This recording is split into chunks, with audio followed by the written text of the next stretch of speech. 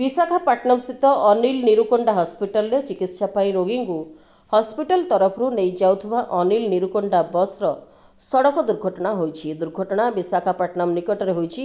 एही दुर्घटना रे मालकानगिरी जिला पड़िया ब्लॉक रो MV 58 ग्रामर सुब्रत राय एवं तांको सान झियो मृत्युवरण करिथिबा जणा पड़िछि। एहा समेत 20 रु ऊर्ध्व अनेक व्यक्ति आहत होइछन्ति। सुब्रत राय बीजेपी रो MV 58 बूथ युव सभापति थिले एवं पड़िया मंडल भाजपा युव नेता थिले। तेबे बसटी मालकानगिरी विभिन्न अंचल प्राय 30 जन को नहीं जाउथुबा जणा पड़िछि। गतकाली रातिरे बसटी मालकानगिरी बाहरी जाउथुबा बेले विशाखापट्टनम निकट में मुख्य रास्ता सामने एक ट्रक खराब होई छिड़ा होइतिला।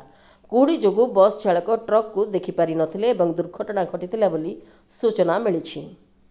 मालकानगिरी जिला पड़ियारू चिंताकाइलु नरेश कुमार का रिपोर्ट, प्राइम टीवी ओडिया।